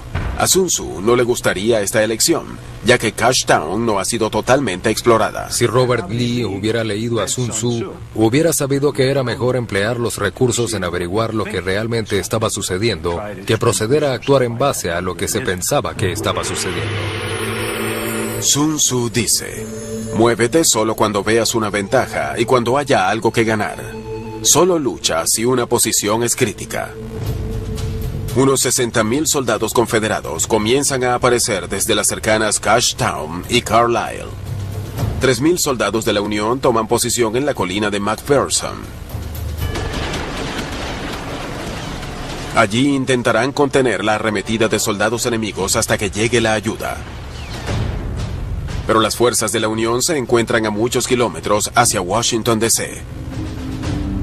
Así que los soldados de la Unión se retiran hacia el sureste a las montañas de Cemetery, una cadena montañosa al este del pueblo que tiene la forma de un anzuelo de pescar. Las montañas de Cemetery proporcionan una fuerte ventaja defensiva. El terreno está tan obviamente a favor de la defensa que supongo que casi todos los subtenientes de West Point hubieran elegido ese terreno si hubieran tenido la oportunidad. Cuando el general de la Unión, Hancock, llega, declara que es la mejor posición natural que jamás ha visto. Lee inmediatamente ve el peligro de la posición de la Unión, pero debido a que las tropas de la Unión todavía están rezagadas, él cree que son vulnerables. Lee da una orden al general confederado Ewell, que muchos creen que en realidad no es una orden. Lee le dice, ataca cuando creas que es práctico. No le ordena que ataque. Ewell, nuevo en el campo, no sabía qué demonios estaba sucediendo, así que decide no atacar. Decidió que no era práctico porque sus tropas estaban cansadas, exhaustas, y él quería descansar. Pese a que algunos critican a Ewell por no seguir la orden, las palabras de Sun Tzu harían responsable a Lee.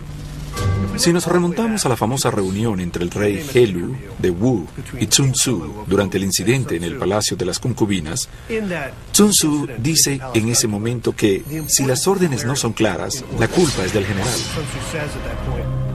En Gettysburgo vemos a Lee impartiendo órdenes muy poco claras y muy ambiguas a sus subordinados. Los refuerzos de la Unión pronto llegan y fortalecen su posición. Lee ahora se enfrenta con una batalla cuesta arriba que casi seguramente va a perder.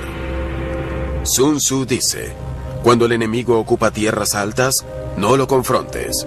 Si ataca cuesta abajo, no le hagas oposición. Cuando cae la noche durante el primer día de la batalla de Gettysburgo, Lee se reúne con otro general confederado, James Longstreet, un hombre que aborda la situación desde la perspectiva de Sun Tzu. Longstreet desea que Lee abandone la idea de atacar a la Unión en tierras altas. En vez de eso, quiere marchar al sur, hacia las montañas de Cemetery, y luego al este a Washington, D.C. Longstreet dice, esto forzará al ejército de la Unión a venir hasta las montañas de Cemetery y atacarlos donde estamos, y si nos atacan ganaremos. Y eso hubiera sido precisamente lo que Sun Tzu hubiera recomendado. Pero Lee dice que no. Apunta a las montañas de Cemetery y dice, el enemigo está allí, y yo lo atacaré allí. Lee ha abandonado por completo su estrategia de Go y la revierte al ajedrez. Longstreet está sorprendido. Él ve al ejército de la Unión atrincherado en las colinas y sabe que no deben atacarlos. Sun Tzu habría advertido en contra de esto. Hubiera dicho, evalúen la situación, ajusten sus fuerzas y encuentren otra manera de atacar al enemigo. Pero Lee no escucha. El segundo día de Gettysburgo es un infierno en la tierra.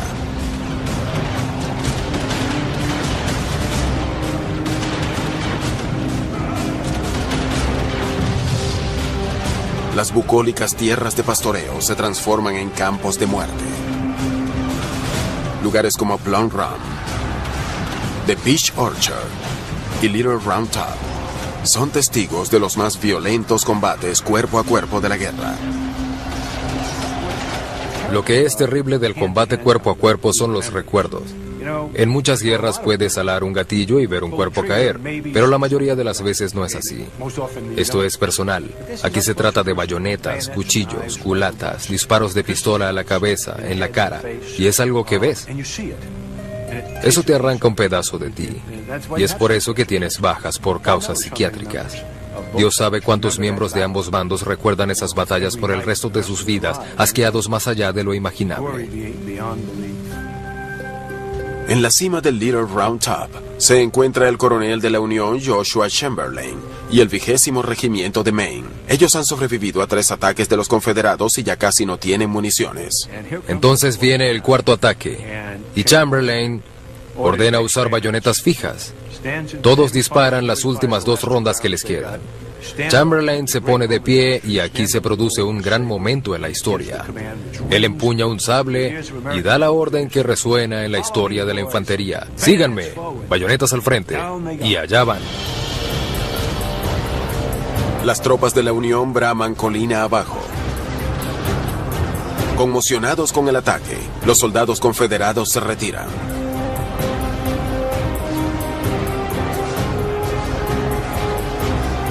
Contra todo pronóstico, la Unión se aferra a Little Round Top. El principio de Sun Tzu de nunca atacar al enemigo en tierras altas se mantiene firme. Pero esto no parece disuadir a Lee, ya que él ignorará a Sun Tzu una vez más y ordenará a sus hombres volver a atacar la colina.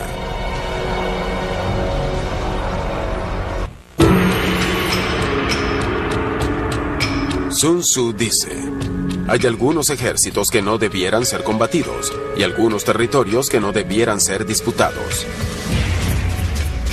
El sol sale al tercer día de la batalla de Gettysburgo. Pese a los miles de cadáveres esparcidos por los campos, el general confederado Robert E. Lee está a punto de ordenar a sus tropas que vuelvan a atacar las tierras altas. Una de las cosas que nunca querrás hacer en la guerra es desperdiciar recursos en causas perdidas. Sigue el consejo de Sun Tzu. Utiliza un ataque para promover una victoria. Nunca utilices un ataque para rescatar una derrota. Y Longstreet entiende esto. El general Longstreet una vez más sugiere a Lee que deben moverse alrededor de las montañas de Cemetery y amenazar Washington D.C. para alejar a la Unión de las tierras altas. Longstreet entiende que los confederados están en una posición terrible. Están en desventaja numérica. No tienen las tierras altas y han sufrido bajas terribles en los últimos 2 días de lucha. Y no hay una verdadera posibilidad de alejar al ejército de la Unión de las tierras altas. Pero Lee siente que sus hombres han sacrificado demasiado para retroceder. Lee da la orden de atacar. La ofensiva de la infantería es liderada por el general de división George Pickett. La historia es que el holandés Longstreet está sentado allí y Pickett dice: general, ¿debo ir? Y Longstreet simplemente bajó la cabeza y desvió la mirada. General, ¿debo ir? Longstreet de nuevo desvió la mirada. Pickett insistió: general, iniciaré el ataque. Longstreet volvió a desviar la mirada. Longstreet nunca dio la orden porque sabía que era suicida. En el abrasador calor de julio, 12,000 soldados confederados liderados por Pickett emprendieron la decidida marcha a través de un campo abierto de 1,5 kilómetros de longitud. Mientras avanzaban en filas cerradas, cientos de ellos son alcanzados por el fuego de artillería y rifle de la Unión. No había un lugar donde pudieran esconderse. Casi no había separación entre las fuerzas de la Unión y las fuerzas confederadas, y las fuerzas de la Unión simplemente podían mantenerse detrás de las posiciones reforzadas y atacar a los confederados. De este modo, los confederados no tenían manera de defenderse. Los hombres de Pickett demostraron su valor continuando el ascenso, y hubo una unidad completa de un batallón de Carolina del Sur que marchaba directo al fuego de la unidad de artillería de Rhode Island y fue destruida por el fuego de metralla. Toda la unidad murió instantáneamente.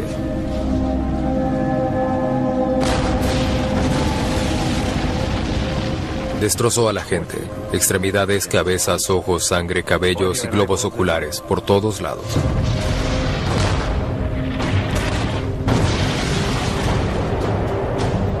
De los más de 12,000 soldados confederados que participaron en el ataque, solo 5,000 sobreviven.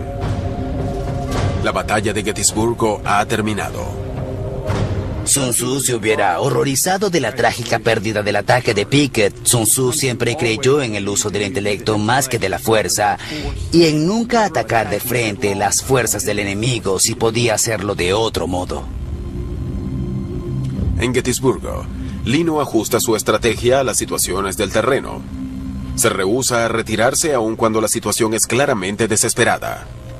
Lee se quita el sombrero, desmonta y camina por el campo diciendo: es mi culpa, todo es mi culpa.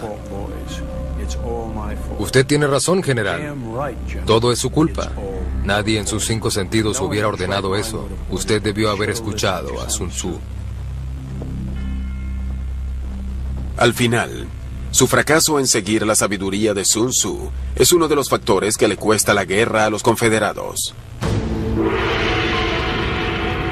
Sun Tzu dice: cuando las tropas huyen, se insubordinan, colapsan o son vencidas en batalla de forma aplastante, la culpa es del general.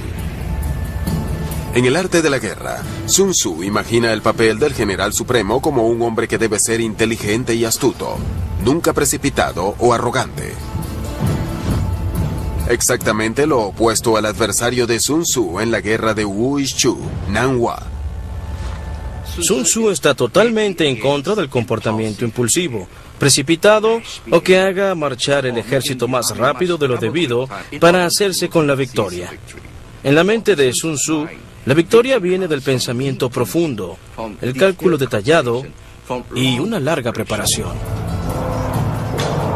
Pese a que Nan Hua tiene un ejército más grande y poderoso, Sun Tzu demuestra su maestría, superando al enemigo en inteligencia. Nan Hua se apresura a ir a su capital, creyendo que Sun Tzu está a punto de invadir. Pero el maestro nunca tuvo la intención de atacar una ciudad tan bien protegida. Es una artimaña para atraer a Nan Hua a una trampa, y funciona perfectamente. Sin advertencia, más de 20.000 de los guerreros de élite de Sun Tzu tienden una emboscada a las fuerzas de Nan Hua. El sorpresivo ataque crea confusión entre los hombres de Nan Hua. Lo que tenemos ahora es una serie de batallas entre las agotadas fuerzas de Nan Hua y la fuerza principal de Sun Tzu. En cada batalla, Nan Hua se debilita más, mientras que Sun Tzu se hace más fuerte y la capital de Chu queda expuesta.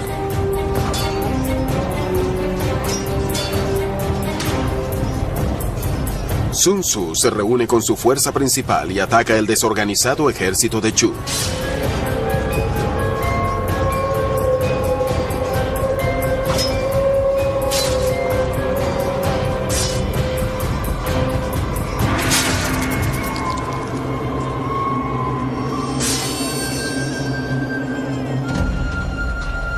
Finalmente, Sun Tzu ha ganado la guerra.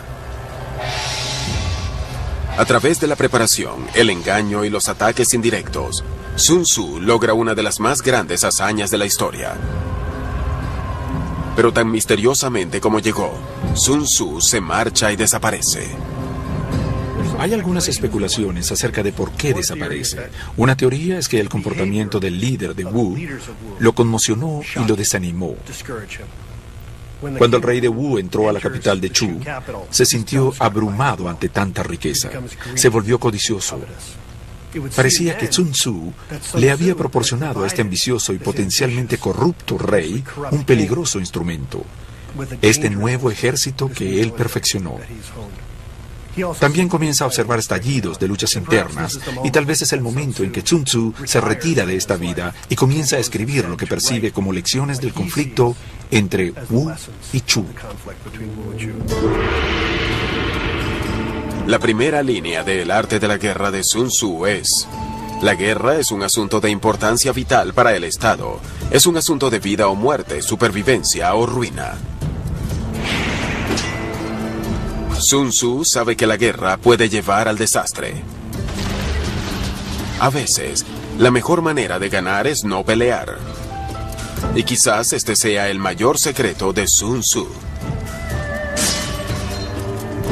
Las naciones muchas veces se apresuran a ir a la guerra sin detenerse a pensar cuál será el costo total.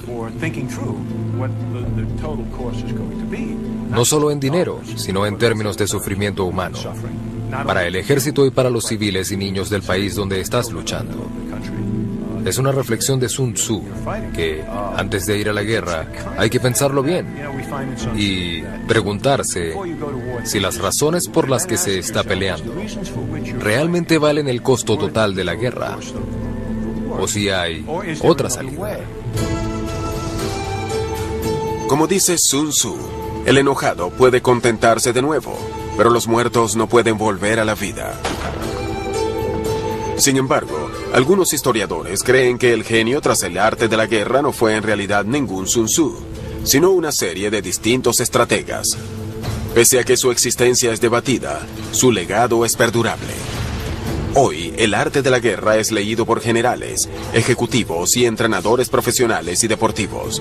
Y mientras nos ofrece detalles de las batallas del pasado, podría estarnos preparando para las guerras del futuro. Sun Tzu es extremadamente relevante para nosotros hoy porque las reglas que estableció en el 400 a.C. son las mismas que aplicamos hoy o que deberíamos aplicar en la guerra hoy en día. Las recomendaciones para la guerra indirecta que aprendemos de Sun Tzu son lo que necesitamos para librar guerras actualmente, porque no hay manera de que podamos continuar librando guerras convencionales, porque ningún otro ejército nos atacará de manera convencional. Vamos a tener que usar los métodos indirectos recomendados por Sun Tzu para manejar al enemigo, y mientras más rápido lo aprendamos, será más factible que tengamos éxito en nuestras guerras en el futuro. Sun Tzu nos puede enseñar no solo a conocernos a nosotros mismos, a conocer nuestras fortalezas y debilidades y lo que somos capaces de hacer en el campo de batalla, sino recordarnos constantemente que es muy importante cultivar un entendimiento profundo y fundamental de nuestros adversarios para que podamos alcanzar mejor nuestros objetivos. Es lo que creo que lo convierte en intemporal.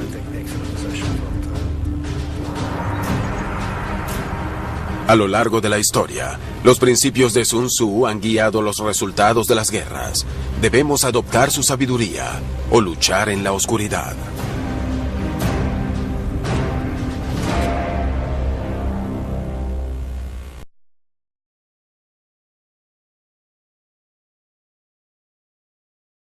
Que destacan y unifican la filosofía de Sun Tzu.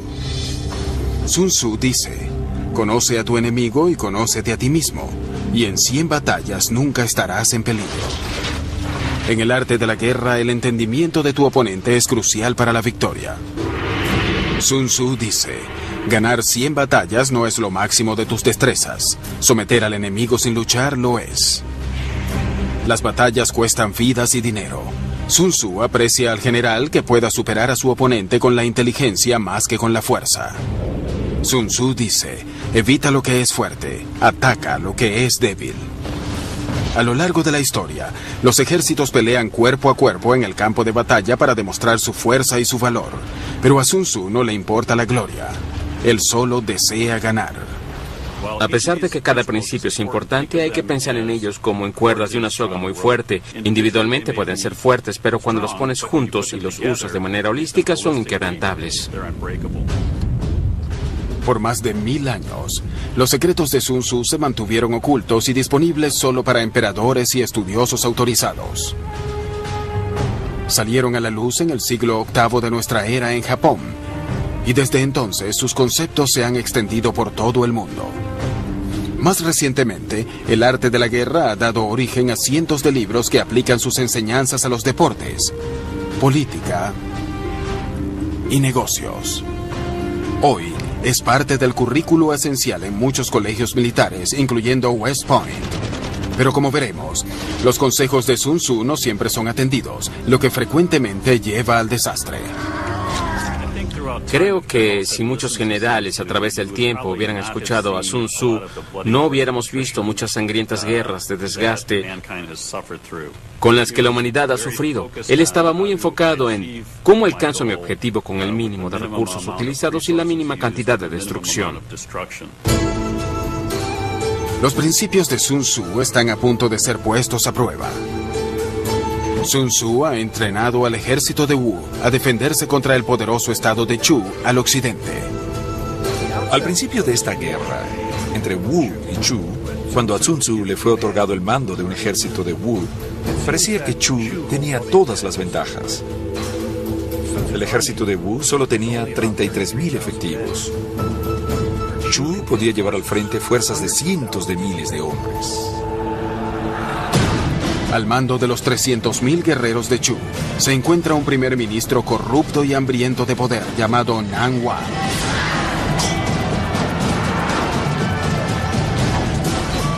Nan Wang había dejado una estela de destrucción a través de la campiña china.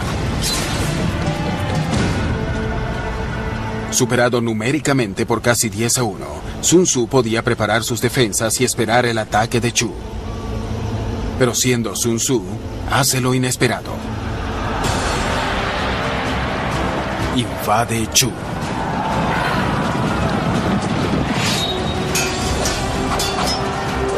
Sun Tzu no ataca de frente al ejército de Nan Wang. sino que escoge objetivos. La disciplina en sus unidades. Pero cuando Sun Tzu ordena que comience el ejército, las mujeres simplemente se echan a reír. Sun Tzu dice, bueno, está bien, quizás mis instrucciones no estuvieron claras para ustedes. Ahora voy a reformular mis instrucciones en lenguaje simple. Les dijo a las concubinas que cuando los tambores redoblaran, ellas deberían formarse como soldados, usar las lanzas, las espadas y cerrar filas. Y la segunda vez, ¿qué pasa? Que ellas siguieron riéndose. Sun Tzu dice que si las órdenes no están claras y las tropas no obedecen, la culpa es del general.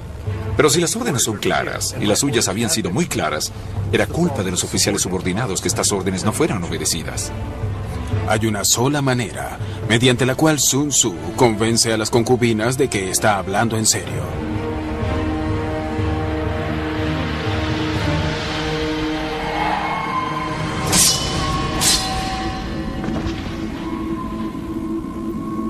Para Sun Tzu, la guerra es un asunto de vida o muerte. Este es el principio clave de sus enseñanzas.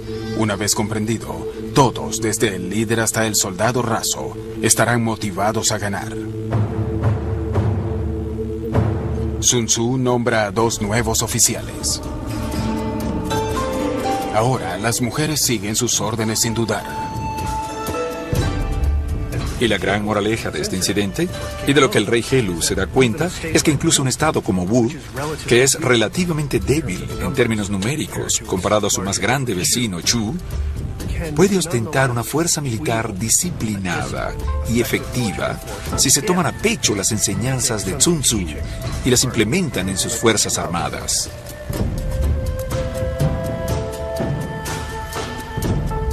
Pese a que estas mujeres nunca irán a batalla, Sun Tzu ha demostrado su punto. El rey Helu nombra a Sun Tzu como comandante del ejército Wu.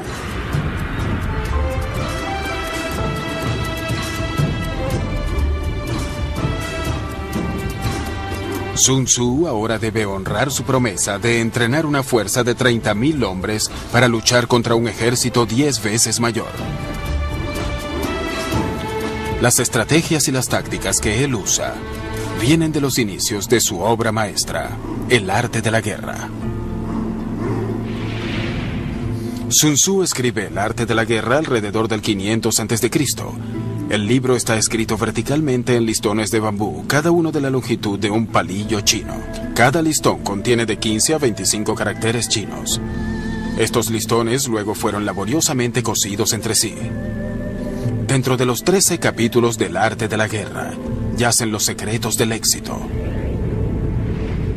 Si entiendes el arte de la guerra y sus principios, puedes predecir el resultado de las guerras o batallas.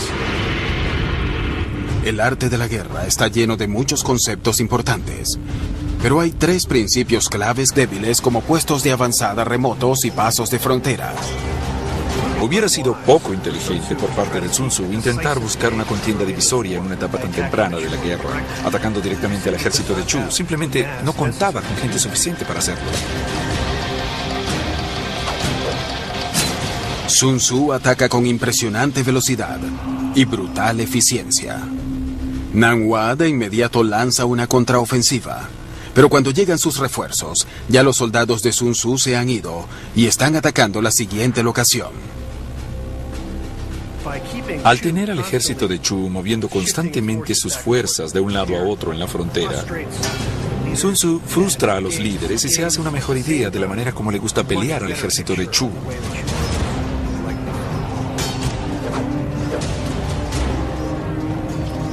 Después de cada batalla, Sun Tzu va comprendiendo mejor a su enemigo. Él desestima el valor del ataque directo y enfatiza el énfasis en la maniobra, la sorpresa y el engaño. Todas las tácticas de guerra deberían basarse en el intelecto. De hecho, las grandes batallas de la historia han sido ganadas por la mente y no por la fuerza bruta. Pero eso no disuadió a Nanhua de intentarlo. Finalmente, él utiliza 100.000 soldados para intentar sofocar los ataques de la guerrilla. Eso me recuerda a la diferencia entre el ajedrez y el juego chino de Go. El ajedrez se basa mucho en el desgaste. Comienzas con muchas piezas en tu tablero que son eliminadas en el transcurso del juego y al final solo quedan unas pocas piezas en pie. El objetivo del ajedrez es forzar al oponente a rendirse eliminando sus piezas. Cada pieza tiene su propio rango y puede moverse solo de una manera específica. El objetivo del ajedrez es matar al rey. En contraste a eso, el juego chino de Go comienza con un tablero vacío y usas la menor cantidad de piezas posible para ganar tanto territorio como puedas. Y en ese sentido es una estrategia muy eficiente de utilización de recursos. El objetivo del Go no es la destrucción de la fuerza del oponente, sino la conquista de su espacio. El objetivo del Go es capturar la mayor cantidad de territorio con el menor número de piezas. Utilizando una estrategia parecida al Go, Sun Tzu decide dónde y cuándo luchar. Evita la parte más fuerte del ejército de Nanhua y ataca donde es más débil. Las tácticas de guerrilla de Sun Tzu contra las fuerzas de Chu resuenan a través de la historia. Pero es durante una infame guerra, más de 2000 años después, donde resonará con más fuerza y donde el principal secreto de Sun Tzu se vuelve más evidente.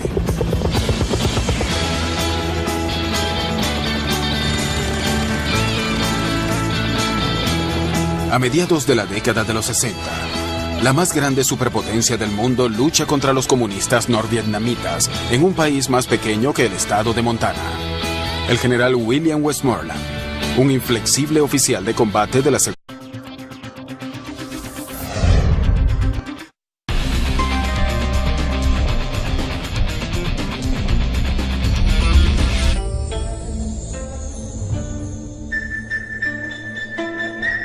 Estas mujeres han pasado toda su vida viviendo entre lujos. Entrenadas desde su nacimiento en el arte del placer, no saben nada del mundo más allá de la corte del rey. Pero dos de estas mujeres están a punto de sufrir una espantosa muerte. El nombre del ejecutor es uno que muchos pueden haber escuchado: Sun Tzu. Guerrero, filósofo y creador del arte de la guerra. Este antiguo texto contiene las claves para la victoria en la guerra y en la vida. Ahora, las tácticas y estrategias del arte de la guerra son reveladas en detalles gráficos para ayudar a resolver un misterio militar. ¿Fueron los resultados de las grandes batallas de Estados Unidos predichos hace 200 años? ¿Acaso el arte de la guerra profetizó el destino final de los nazis? ¿Predijo cómo el norte ganaría la guerra civil?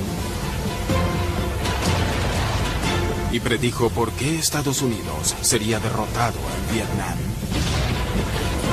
Entendamos el arte de la guerra y prevaleceremos. Ignorémoslo y lucharemos en la oscuridad.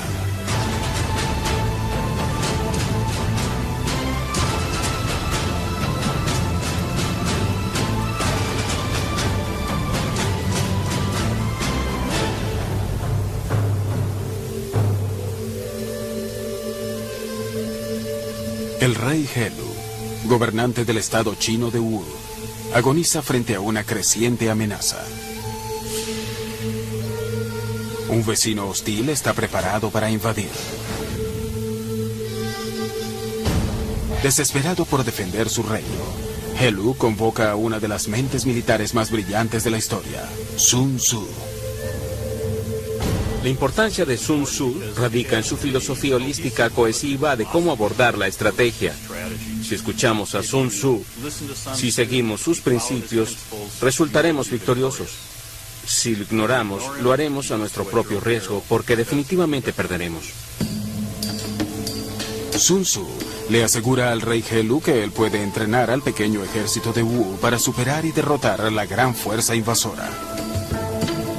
El rey Helu interroga a Sun Tzu, reta a Sun Tzu de una manera más bien burlona. Le dice: tú aseguras que puedes convertir a cualquiera en soldado. Puedes convertir a estas mujeres de palacio, a estas concubinas mimadas y delicadas, en una fuerza de ataque. Y Sun Tzu le respondió, por supuesto que puedo. Él simplemente les enseña a las mujeres cuáles son las maniobras importantes. Escoge a las 2 concubinas mayores para que sean líderes del pelotón y les encarga de asegurarse que se observe. La Segunda Guerra Mundial ve el campo de batalla como un tablero de ajedrez, en la que los ejércitos dan la pelea de frente. Pero a diferencia del ajedrez, Vietnam no tenía un objetivo claro para que Westmoreland atacara. Es un caso clásico de un general librando su última batalla, en el sentido de que las lecciones que él había aprendido solo aplicaban parcialmente en Vietnam. Aquí no había objetivos fijos que tomar o unidades fijas que destruir. Y nadie entiende esto mejor que el general norvietnamita Vo Nguyen Giap, quien ve Vietnam como lo vería Sun Tzu, como un tablero de Go. En vez de enfrentarse directamente a la abrumadora fuerza estadounidense, él usa fuerzas insurgentes, el Viet Cong, para ejecutar ataques y huidas sorpresa por todo el país. Vemos algo muy similar a la invasión de Su Tzu a Chu en las tácticas y operaciones norvietnamitas en la guerra de Vietnam. Giap ha aprendido el principio de Sun Tzu, que es más importante superar a tu enemigo mentalmente que con la fuerza. Y su táctica y estrategia, el no uso excesivo de las armas de fuego, será lo que cause que Estados Unidos al final pierda la guerra de Vietnam. Una derrota que Sun Tzu predijo miles de años antes. ¿Cómo fue Sun Tzu capaz de esto, así como de predecir el resultado de la invasión de Normandía? Y el desgarrador día final de la batalla de Gettysburg, todo está a punto de ser revelado. Sun Tzu dice, en la guerra, los números no confieren ventaja. No avances apoyándote en la pura fuerza militar. A mediados de la década de los 60 en Vietnam, el general estadounidense William Westmoreland ordena intensos bombardeos aéreos. Estados Unidos finalmente lanzaría casi 7 millones de toneladas de bombas en Indochina durante la guerra, más del doble del peso de todas las bombas lanzadas por ellos mismos durante la Segunda Guerra Mundial. Pero los estadounidenses están a punto de aprender la lección de Sun Tzu de la manera más dura, pues a pesar del avasallante poderío militar y del valor de sus soldados, Estados Unidos no puede ganar esta guerra. Entre el 59 y el 75, los norvietnamitas libraron una guerra desesperada contra el gobierno de Vietnam del Sur y sus aliados estadounidenses. Y aunque eran superados en armas, cuando observamos cómo se libró la guerra y lo vemos a través de los ojos de Sun Tzu, es obvio por qué prevalecieron. Westmoreland usa una estrategia inspirada en el ajedrez. Detener el avance comunista aniquilando a tantos norvietnamitas y miembros del Viet Cong como sea posible. Por el contrario, el adversario de Westmoreland, el general norvietnamita Vo Nguyen Giap, usa preferiblemente la estrategia de Sun Tzu similar al Go. Westmoreland intenta desgastar al enemigo, intentando matar a tantos como sea posible. Por su parte, Giap observa la situación más desde una perspectiva de Go, intentando enfocarse en cómo ganar tanto territorio como sea posible y luego derrotar al enemigo.